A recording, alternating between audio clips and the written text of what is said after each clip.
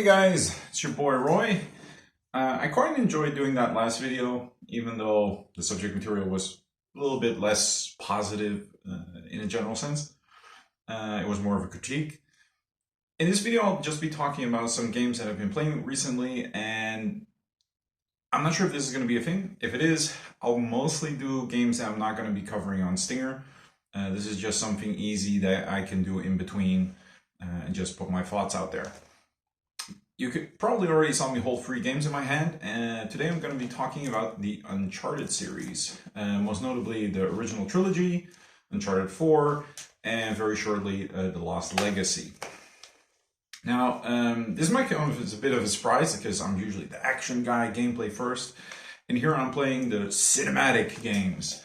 A little bit of history, where I'm coming from. When I was growing up in my teenage years, I was always a Nintendo guy. I had a Wii, I had a GameCube, and eventually I bought a PS3 to play GTA because I really wanted to play GTA, but that's what I told myself. I actually kind of really just wanted to play Dead Space because that looked like Resident Evil 5.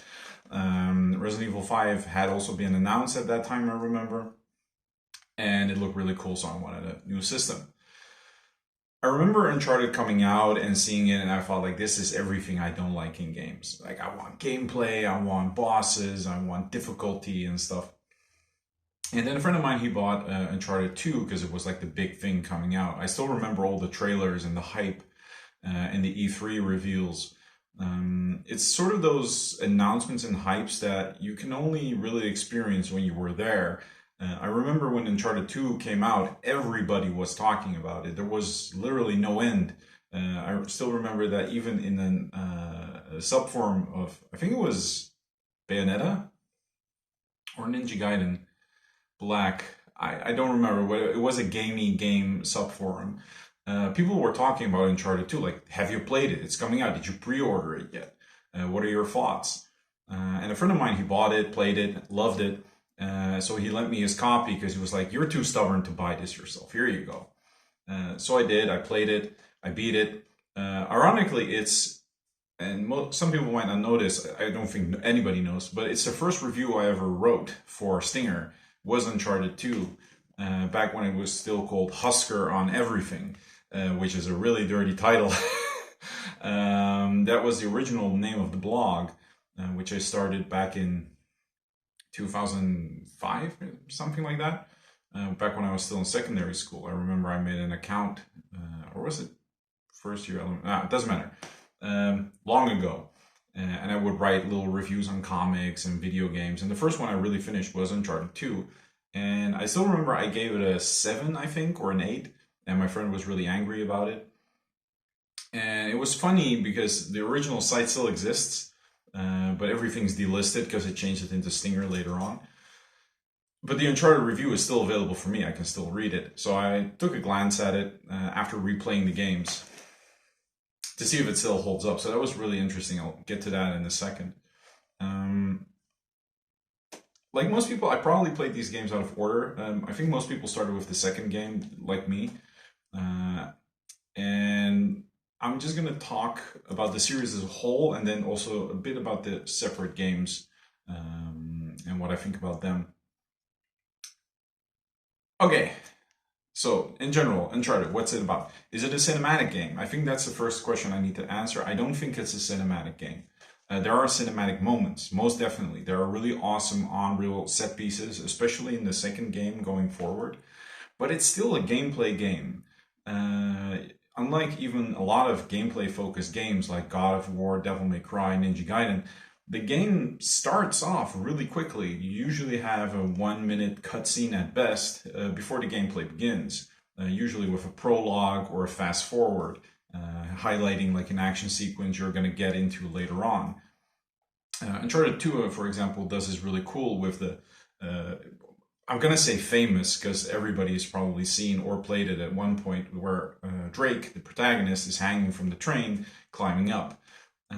These are little things that I never hear people talk about, that these games immediately have gameplay, which I think is a really good bonus because there is a lot of dialogue. But at the end of the day, there's just a lot of gameplay. The question is the gameplay good? And in that respect, I have to say it's okay.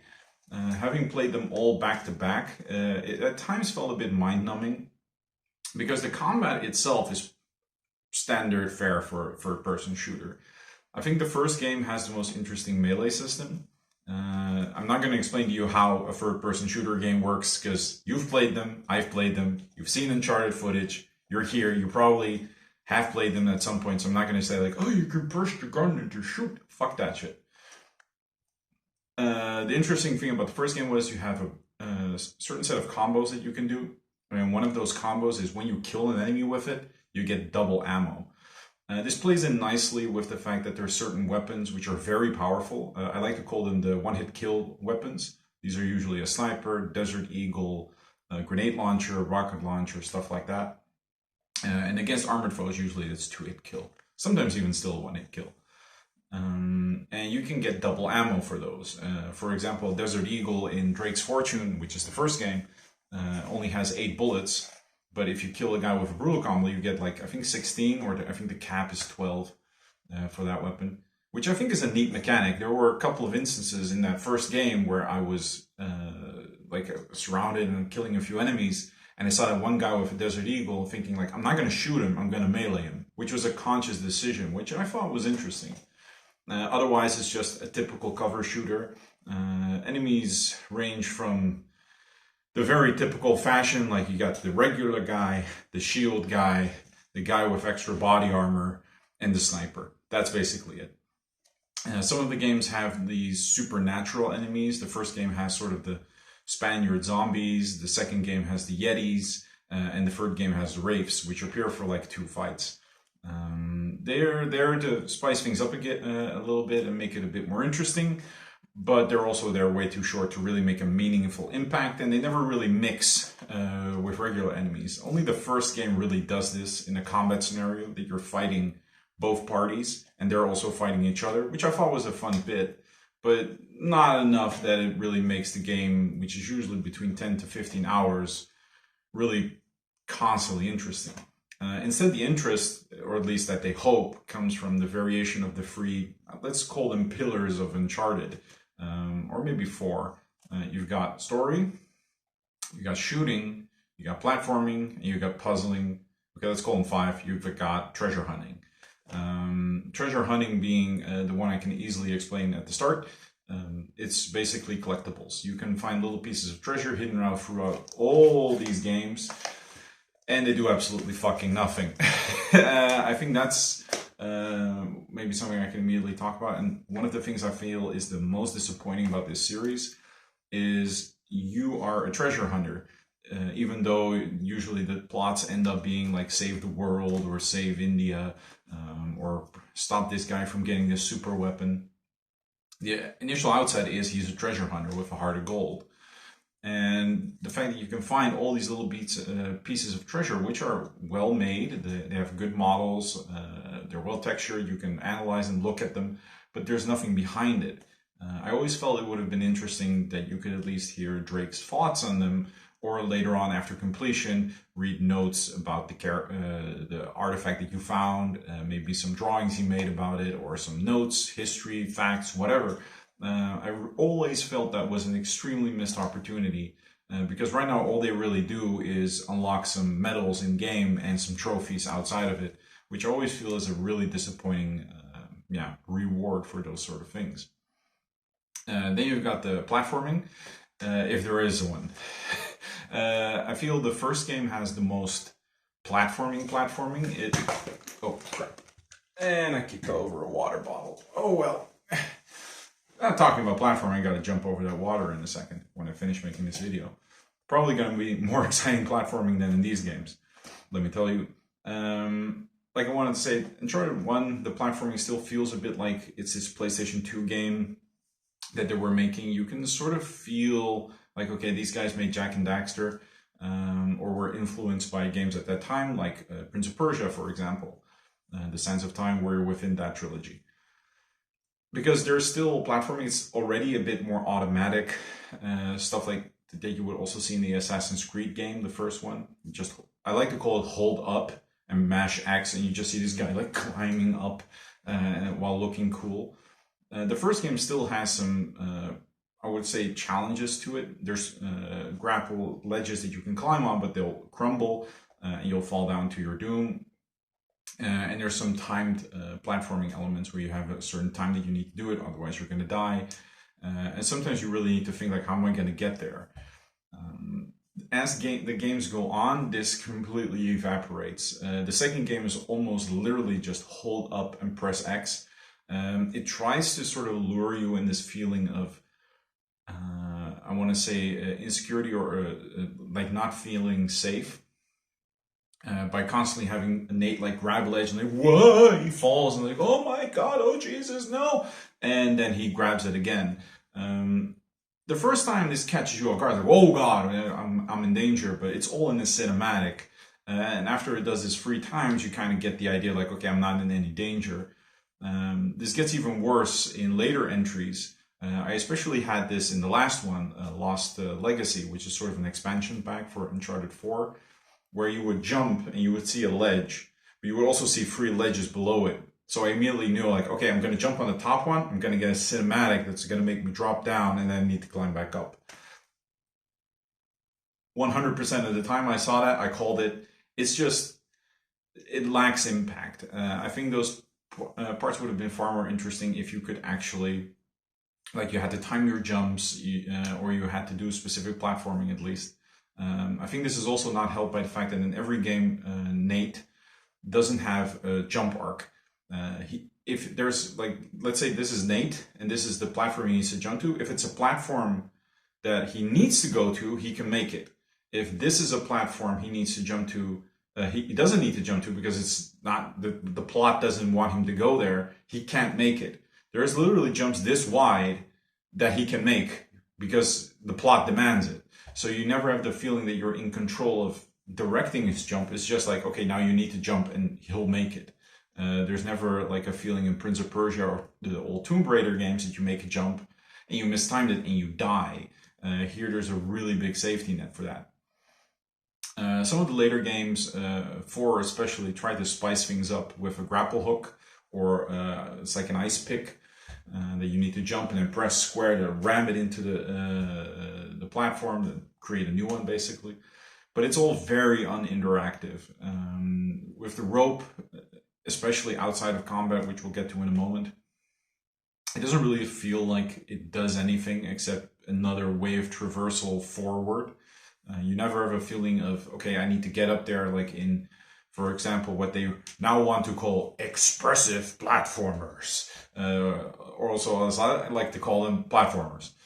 That you have an objective, you need to get there and figure it out. A lot of people have this with Mario 64. I sometimes have this with games like Donkey Kong. There's probably a whole slew of other platformers. I have to admit, it's not my strongest genre, but I've seen the stuff and I've played some of it. That you at least understand, like, okay, that's where I need to go, and it's up to me to just get there with all the combinations of the tools that I have, which is interesting.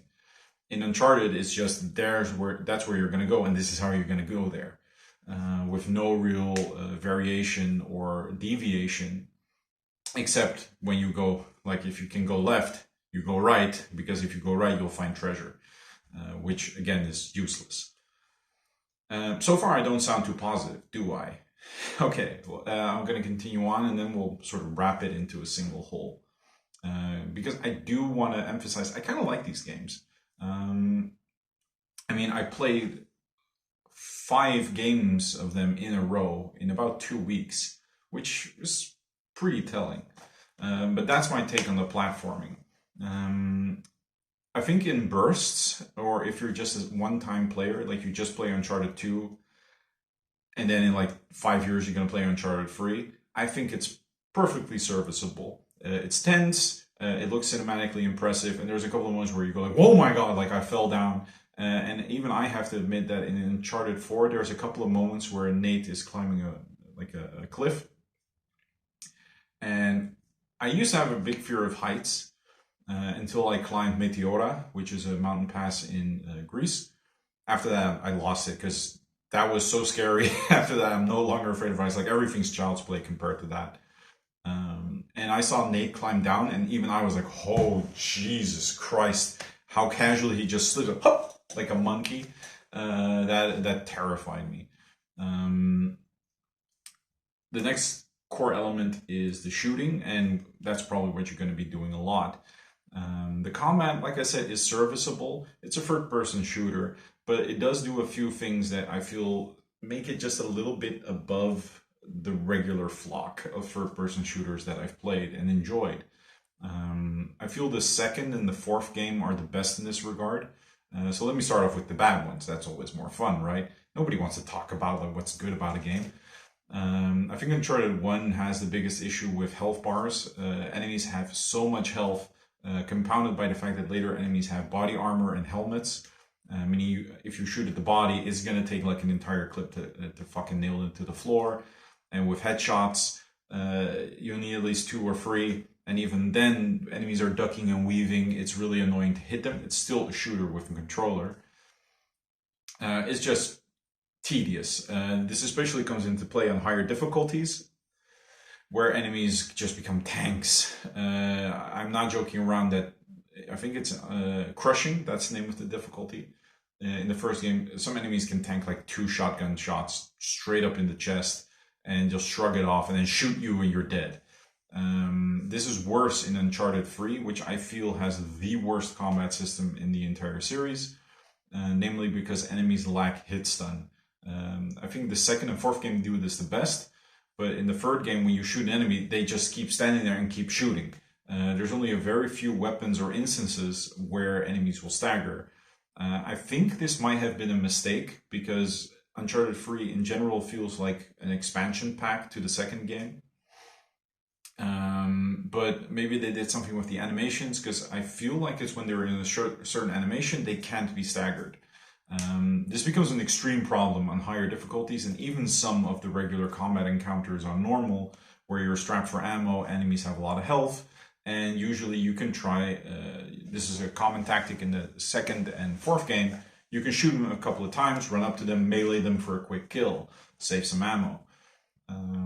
I feel that's the least interesting part of it. What I feel is interesting is the way it does vary a lot with very little. You only have a few weapons, but they all feel impactful and have a purpose. You've got the sniper, you've got the shotgun, you've got the Uzi, and they all are in the same slot. You got a like a holsterable weapon, and you got a back weapon.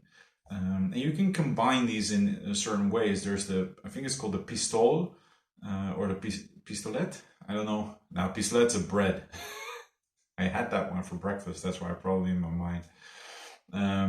Let's just call it. You got like a shotgun-esque pistol that you can carry with you. So you've got the shotgun area covered. So you put a sniper on your back, or you can go all out with ranged and have a Tau pistol, which is a pistol with a scope, and a sniper. Or you can have 2 shotguns if you're crazy.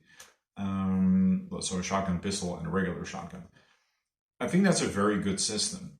I also like the enemies in the fact that they're diverse enough to give different levels of threats. When there's just a couple of regular enemies, it's not that interesting. But if there's a couple of regular enemies and suddenly an armored guy with a shotgun is walking your way, the combat changes in a very interesting way. You really want to DPS that guy down, but you still got all those other guys firing at you. It becomes more irritating when the game starts to flip the script and it becomes mostly armored enemies. I feel especially Uncharted 2 has this problem in the late game, where you've got like 5 guys, all with body armor. 2 of them have got Gatling guns and are immune to any form of hit stun. 3 of them are just walking towards you with shotguns until they die, shooting, no need to reload. Stuff like that can get very egregious, especially if you enter them with not the weapons you might need for them, for those encounters.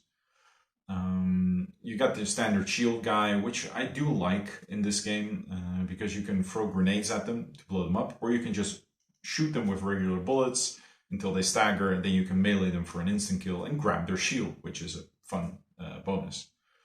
I already mentioned the supernatural enemies. I'm going to talk a little bit more about that later because it plays into the last pillar, the plot.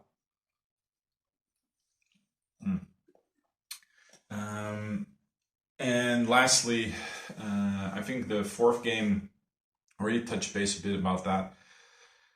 It has the least enemy variety. You only have basically the regular guy, the guy with the sniper, and maybe the guy with the rocket launcher. That's about it. But in that game, the combat is more about mobility. I already talked a little bit about the grappling hook, and Uncharted 4 doesn't have a lot of combat scenarios. You can replay them through the menu, which I think is super cool that they did that. You can just load up any fight and just play that fight, and then it ends. No need to do all the platforming. No need for a story. Just want some shooting? Go get it. And I think those fights are very well done, not just because of not because of the enemies, but because of the arena. Drake is very mobile in that game. He reminds me a bit of Sam Fisher from Splinter Cell Conviction and Blacklist, where he's like a really panther-like hunter. You can climb all over the place, use the rope in an interesting way, namely traversal around enemies. And enemies can lose track of you, allowing you to ambush them again. You feel like a guerrilla warfighter in that game, as opposed to sort of a Michael Bay superhero in the first three. Especially in the third game, where the game is just wave-based. You can come into fights and it's just wave after wave. First game also had this issue, but the waves were shorter in my experience, or at least to my feeling. Though the first game, I do gotta give credit. They did the dirtiest trick in the book, namely that there's a couple of fights where you got waves upon waves of enemies, and it's like they knew, they probably through playtesting, that you kill the waves, and then there's a wave that spawns behind you. And because the checkpoints in the game aren't very lenient, the first time that happens, you're dead. And I always felt that was like a giant, like, fuck you, fans. They don't do that in any of the other games except that one. So I think it was like a middle finger. I know the first game had some development issues. It was rushed or something. You can Google that yourself. I'm not interested that much in this game's development, just on what I think about it. What was I going to say? The fourth game, yeah, like I said, I really liked the guerrilla aspect of it. If there was one game I would replay for the combat, it would be the fourth game. I still sometimes just boot it up to play some fights and try them in a different way. It's very tempting to play that game and also Lost Legacy, which is its spiritual successor in a sense, using the same engine and basically the same everything, to just stealth kill the entire fight. And I feel that is very much robbing yourself of fun. It's a lot more fun to just play that game with a magnum, maybe kill one guy to steal his weapon, and then just run in guns blazing, flying around all over the place with your grapple hook, flanking enemies, making them lose you, shoot them in the back of the head. It is so much more fun. And this is a decision I made pretty early on in that game, because I was doing a couple of fights and I was just stealth killing everyone, and I was bored out of my mind. Because it's stealth, it's too easy and it's not very interesting. You don't play these games for the stealth. So I decided, like, okay, I'm gonna have fun with it. And I still remember there's an encounter, there's a couple of guys talking to each other. I just throw a grenade in there. I shoot one guy in the head, and the other guy's like, what the fuck just happened? And he just blows up and flies into the sky. And I was laughing so loud. I was actually having fun with the combat. And this is also sometimes what I mean with, like, you get what you put into a game. If you just do the bare minimum, you're going to get the bare minimum back. And especially in Uncharted 4, I feel like if you invest into the gameplay by doing fun shit and being experimental, it pays dividends back, which I think is a good bonus. Then I would like to say, like, the big deal of the last pillar is story. These games are very rich of story, and I don't necessarily mean that in the right of it's a well-written adventure, but mostly it has really fun characters. I feel especially Nathan is very funny, especially when paired with other characters like Elena, Sully, Chloe. They're all very memorable characters, and I think that's mostly because of the way they play with each other. Sully is the sort of hardened criminal with also a little bit of a heart of gold, but you still never really trust him, you're not sure.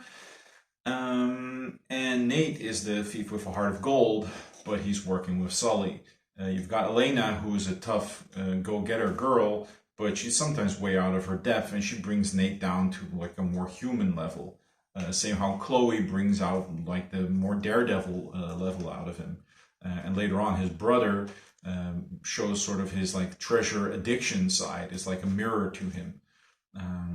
I think they're heartwarming characters. I think they feel very real. As you can see, I'm not really an analyst when it comes down to a story I'm writing. I'm more of a gameplay guy. But I can't really analyze in words why I like these characters so much. Only that I know that they're very popular, and I can understand because I feel the way too. I also really like the way the entire series wraps up by giving Nathan a worthwhile ending. You see all the characters go through their journey. They're getting older as the games go on. And instead of pulling like a cheap trick and killing the entire cast for cheap feelings, it instead wraps it up nicely in what I felt was one of the better endings in a story that I have seen. This doesn't mean that I feel it's a good ending or I feel that it's the best story I've ever read or seen. But personally, when it comes down to tales, be it in movies or in TV shows, what I always enjoy the most is a good post-credit scene. And I don't mean like a post-credit scene like the Marvel universe. I mean like a serious like 10-minute scene after the film or the show that shows like where are they now? Like 10 years later, where's the cast now? 10 years later, what happened to them? Everybody that follows me on Twitter knows that I'm a big fan of 90s Star Trek. And I feel that the Deep Space Nine, which is my favorite, does this very well. The war is over, and you sort of get a feeling of where everybody is going in life. It opens the door to possibilities in your mind, what's going to happen, by giving you these little glimpses and seeing them unwind.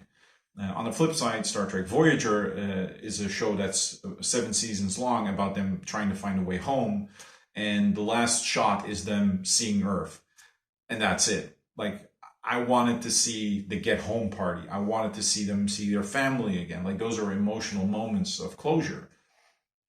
In terms of video games, I can name Grandia 2, which has probably one of the more interesting ways to end the game. Namely, I think about 2 years pass, and you get to control one character, and he travels across the entire world that you visited, or at least most of the towns, to visit his old party members.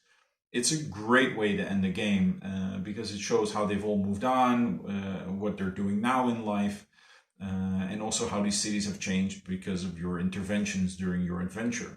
Uncharted does something similar, and I felt it was a really touching moment. As a story, though, I feel the first game has its moments because it's an Indiana Jones flick, basically. It has the supernatural elements, just like the second and the third game. But what I really feel is a bit of a short end of the stick for the series, and something it doesn't have until, in my opinion, the fourth game, is a good villain. The first game has the typical mafioso angle, which isn't all that interesting. And the main treasure is the golden statue of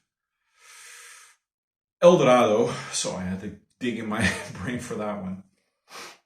And they find out it's cursed, and it appears to sort of actually be a curse. Maybe it's a chemical in there or something that makes people go crazy.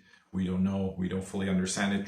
Treads it nicely, that difference between is it real or is it really supernatural.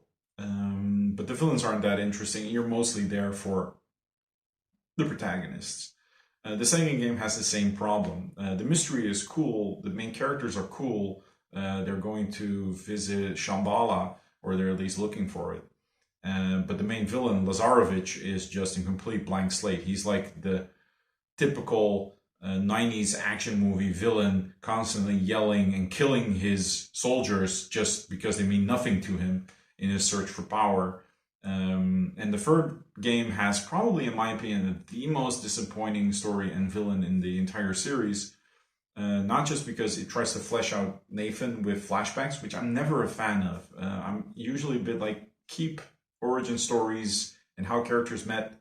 I don't fucking care. I don't want to see Nate meeting Sully for the first time, or him with his brother growing up. I think that's it takes away the mystery. of a character. You don't need to. It's like when you meet someone in real life. Like the fun is also just knowing the person and sometimes hearing stories later on, like in snippets. It's not. I have a friend of mine. I've known him for probably 15 years. Yeah, 15 years.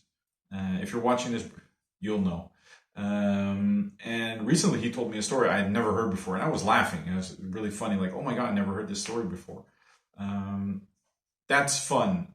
But if I was going to see all the pivotal moments in his life in like a video footage, I would be like, yeah, okay, this takes away all the interest. And for me, that has happened in the third game.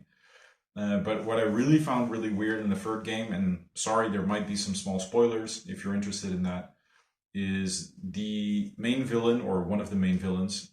They're all part of this secret old organization, and they use drugs to manipulate people. And they go to the ancient city of the Iram of the Pillars. I was going to say I don't fucking know the name anymore, but suddenly it came to me. Which houses a secret drug that manipulates people.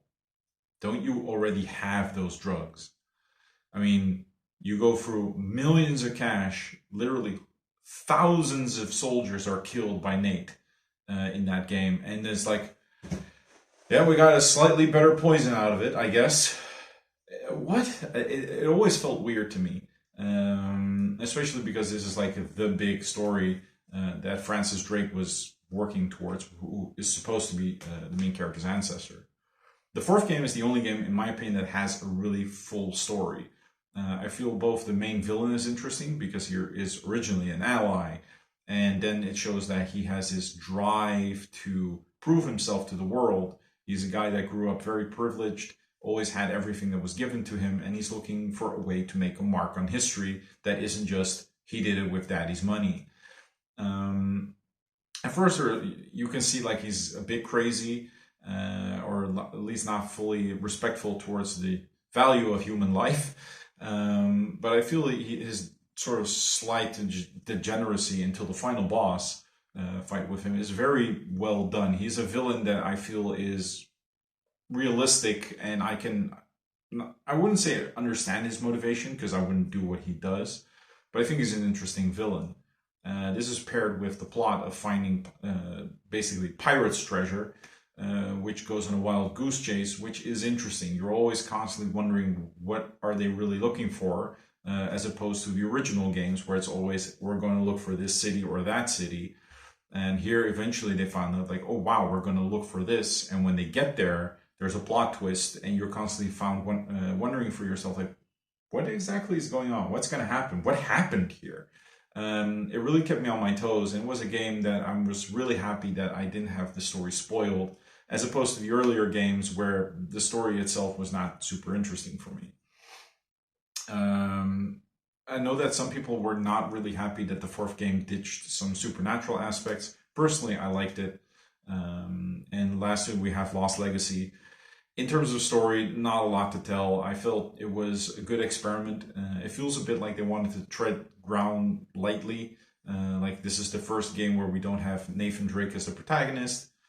So we're just going to do a bit safe. I thought it was a fun plot with some fun one-liners. But out of the entire series, this one is probably the one I will least likely replay. One element I want to go back to a little bit because I forgot to talk about that in terms of treasure hunting, because we're talking Lost Legacy, is that treasure hunting there does sort of come into play. Namely that there's some treasures hidden around the world, and if you collect all of them, you can get a hidden item, which sort of notifies you when there's treasure nearby. I felt this was originally interesting until I found out there was a map that marks them all on your map. So you can just go in a circle like, okay, and I got them all. So it felt like it gave you something, but in the end of the day, it basically played itself. It felt more like a point and click quest, like, okay, now go there, get the thing, go there, get the thing, instead of like this sort of exploratory adventure where you're really looking for treasure. I think these things are probably really hard to do. I can't really think of a game where you can really explore a world and find things randomly. Even in games like The Witcher 3, where you will walk into a cave and you get like a quest notificator, basically. or you'll come into a cave and you can't do anything because you don't have the quest that's associated with that cave, so it's useless. Or in games like Death Stranding, where the game is very open, you can find some certain stuff, but usually it needs a trigger for it to happen. Yeah, for me, I don't feel it's that well done yet. But what I wanted to say, and that's something I've been leading up to, is we have these 5 pillars. So the story, the combat, the platforming, the treasure hunting, and there was another one. Combat, platforming, treasure hunting, story. There was probably another one. What I feel the games do very well is constantly switching it up. There's always a moment where you're platforming and then you're shooting, or there's a stealth segment and then you're shooting again, and then there's a small break where the game slows down, or you got a vehicle section. The games never let you do one thing too long. I think one good example of this is, I think it's chapter 14 from Uncharted 4, which basically has you do everything. It starts off in a market in, I think it's, I don't know where it is, to be honest. Maybe it's Yemen, I'm not sure. But you start off in a marketplace, it's really nice. There's some parts where you can interact with people there, you can buy an apple and stuff like that. And then you go into a clock tower where you have a giant platforming puzzle that you need to do. After which you have to go underground, you need to do a normal puzzle. After which there is a giant shootout in the streets, and after which there is a vehicle chase at the end. It is a chapter, if you play just that chapter, you will have played Uncharted.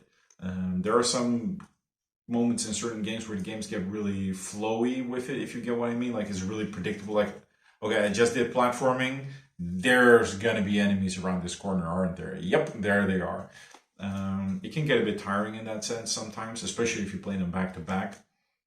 But I think these games are paced very well. The only game I feel that doesn't have this to its advantage is, strangely enough, one of my favorites, Uncharted 4, because that game has very slow beginnings. I think it takes at least 2 hours for you to get some actual shooting, and instead it tries to rely a lot about its platforming pillar, treasure finding, and storytelling, instead of the combat. It sort of leaves that out until it becomes relevant. You could say that it's done that way for a certain plot reason, which I can't really spoil, because the first real gunfight you have in that game is technically very important for the plot. You just don't know that yet. And I think maybe they did it there as your first gun battle to make it stick in your mind, like that actually happened, like you're constantly, it's grounding you.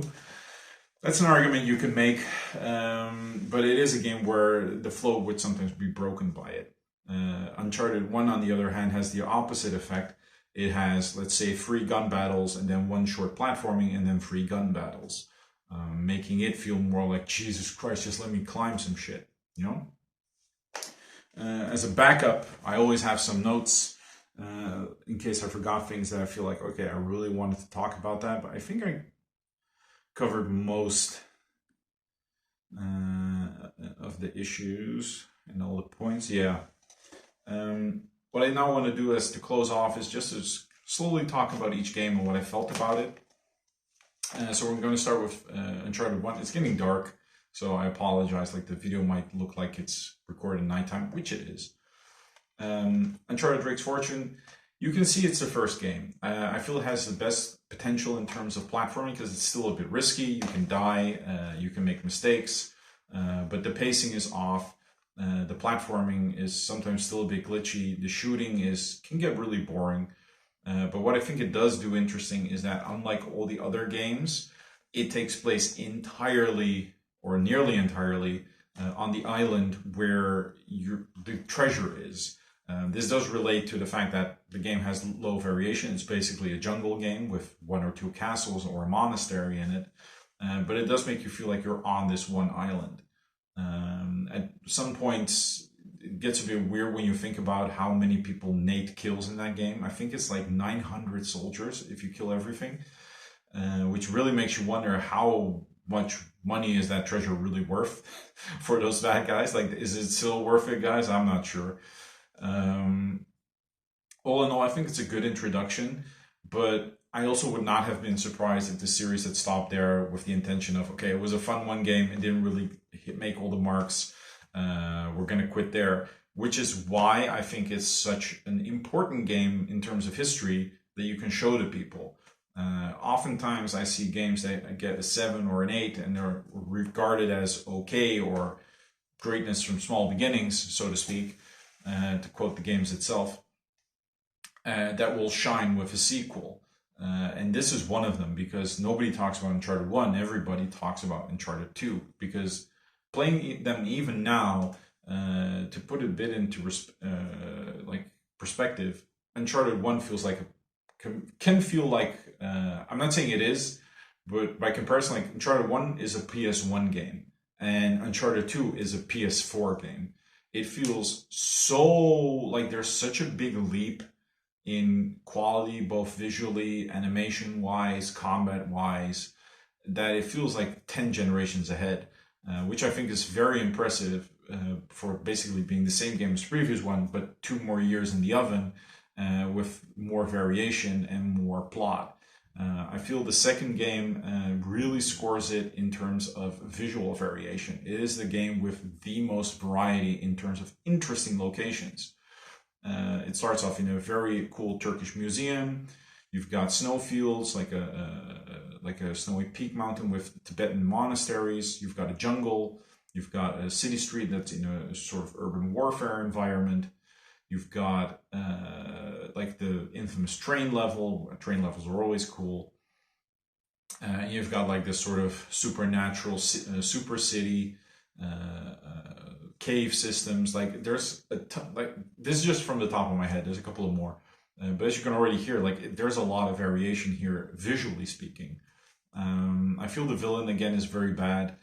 Even in the 90s action movie way, he could have been done a lot better. But still, it's a very memorable game. I think, strangely enough, even though you have the leap of the 4 games, aside from the first one, it holds up so okay. Mostly because the shock value for me has vanished, but it's still a good game.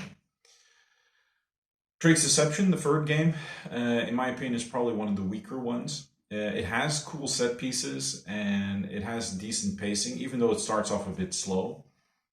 But I think it really suffers in terms of both characters and location. Chloe quickly vanishes, same with Charlie, because they feel too dangerous, the quests are going on.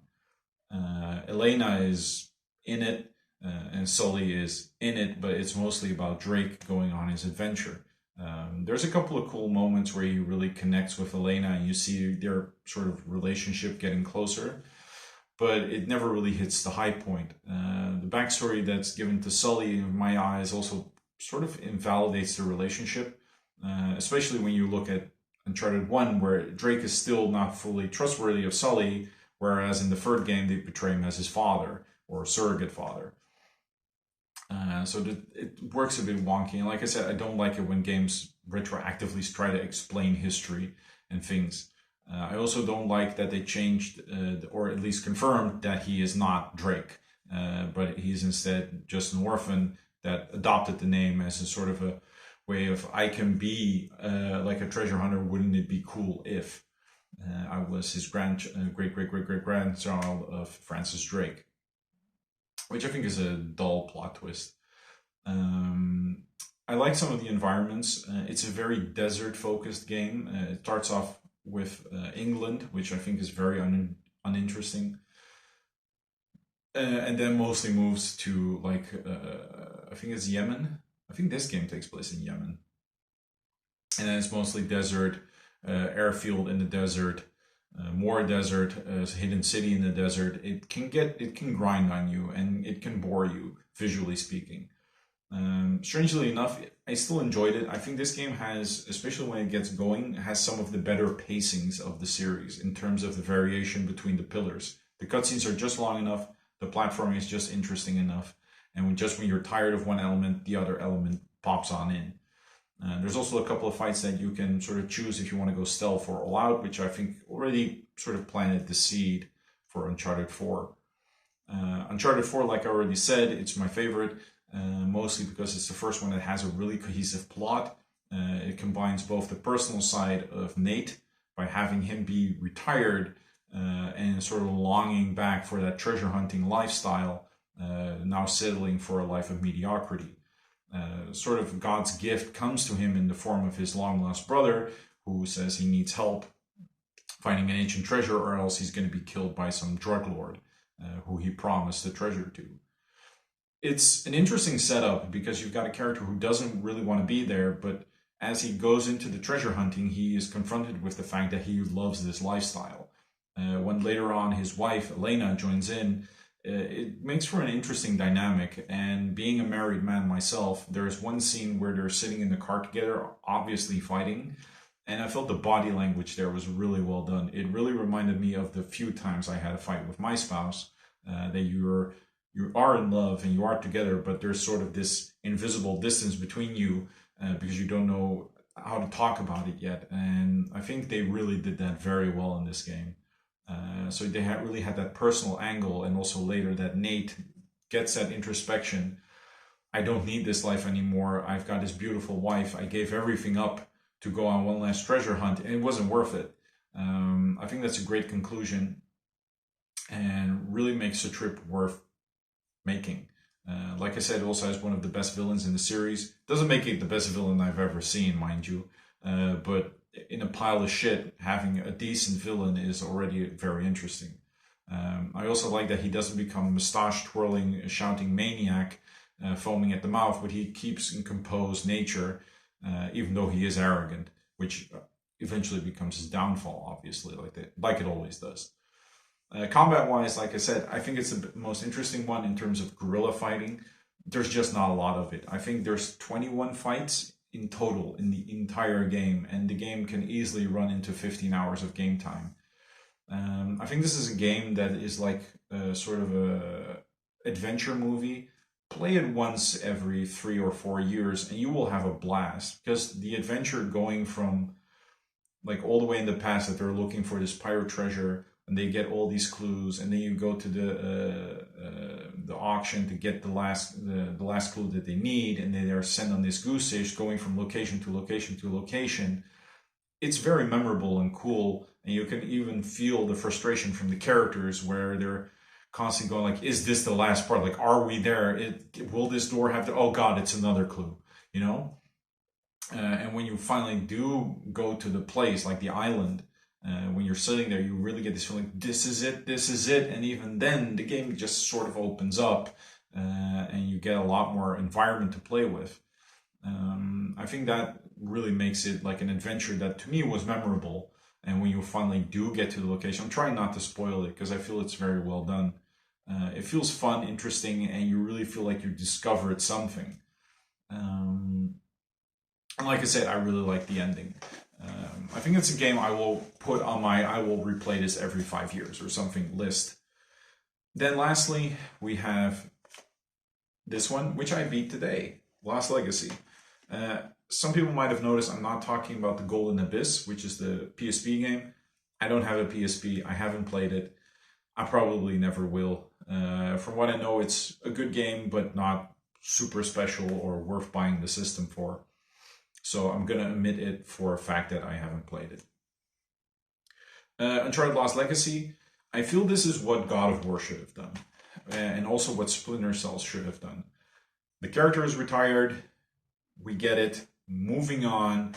And then tread lightly with secondary characters that we've already had. Or make one of the old protagonists the new main character. In this case, Chloe. Assisted by Nadine, who was one of the villains in the fourth game. I feel the plot itself is interesting in the sense that it combines both personal narrative with a larger narrative and treasure hunting narrative. Chloe is motivated by the fact to find the ancient city of Holimaru? Holiba? I don't know. Some ancient Indian city, because her father was an archaeologist that always wanted to find the city. Meanwhile, Nadine is looking for treasure to sort of make amends and bring back a lot of money to buy back the company that she lost in Uncharted 4 to to other circumstances. That's the personal side. On the other hand, there's also still the treasure hunting side, like the engagement of we want to find treasure, but later on it also turns into the fact that they're hunting for treasure that's some sort of dictator also wants, who wants to do it to use it to finance basically civil war to cleanse his country. So there's multiple narratives, and the country that he wants to cleanse is Chloe's homeland, India. So eventually it also turns into sort of like to save my own people kind of deal. I think it does that well. It's not in the sense that I feel that it's super well done, like a memorable plot, but it was done serviceably. The game balances a lot more between being an interesting game and having all those super Michael Bay-esque explosions. It starts off very typical Uncharted, very slow, stealth, introducing all the elements, how to pick up items and stuff. But when it opens up, it does something that Uncharted 4 did, which I didn't really mention, but I'll do it now, is that it's very open-ended. Uncharted 4 had one or two parts in the game, I think it was mostly one, where you had a car and you could drive around a map and explore. Obviously, you had to go to certain places to progress the plot, but you could explore. This game gives you a giant map, which isn't really giant, but it's decently big. You can tackle multiple objectives in any order that you wish. Downside being that it all feels very on rails. The environment doesn't really have anything to it. There's 11 hidden treasures, but you, like I said, you can find a map that shows you where they are. Now you could say, then don't use the map, but I didn't figure that out until I got the map, so it was always highlighted where I was. So yeah, it's even made worse by the fact that every building has one of those 11 treasures. So it basically boils down to you're driving, I see a building, there's something there. There's never something else in those games. And I feel this is something that a lot of these games always struggle with, be them mostly open world, is if you see something out of the ordinary, there has to be something there, and it has to be something worthwhile. You're never going to find a ruin that's empty or a ruin that has nothing to it. It's always like this condensed piece of gameplay that you then find. And as a result, you're never really looking in the wilderness. Like, I never really stopped to just search through the leaves and the trees for treasure, even though there are some hidden collectibles there, no doubt. They're not interesting for me. And yeah, that's something that I hope I get it good into words, but that's something that's always sort of bothered me. Lastly, I think the finale becomes way too over the top, but that's just me. I will say that, like I said, this is a good way to sort of tread water. You've retired your protagonist. This is a good way to do it instead of making another prequel, or he has a divorce, or suddenly the guy comes around and kills his wife, and now he's back for vengeance. You know, stuff like that. I think it's very healthy to let a character rest and move on. I wish more games would do that. These games also have multiplayer and survival mode. I don't touch that shit, generally speaking, especially with the loading screens those things have. It feels bittersweet to end with this game because it feels like sort of a side game. For me, Uncharted 4 is the ending of the series. This is more like a bonus that you can play at the end. Now, this video has been going on for basically an hour, me talking about Uncharted, but I think at the end of the day, what I like about the games are the variation. I like the characters. I like the fact that it sort of makes me feel like I'm watching a movie, and I sometimes can just press a button. I was playing these games the last 2 weeks, mostly because I was really busy with work. We had some personal things, and we also had like an event we had to organize, and there were all these certain things going on. And at those moments, I'm not looking for playing Ninja Gaiden 2. I'm not looking to sit down on the couch and really focus, you know? And in those instances, a game like this, which is still gameplay heavy, you can still have fun and have input with it. I think it's very valuable and can also have its moments. Like, some games are good at certain moments and some aren't. These aren't games, for example, that I feel you should play on the highest difficulty setting. I've played them on Crushing and one of them on Brutal, and I feel it adds very little. In fact, it usually makes them far more frustrating than they're worth. The only game I feel really does it decently is Uncharted 4, again, mostly because it doesn't have that many combat sequences, and it remixes combat on the higher settings.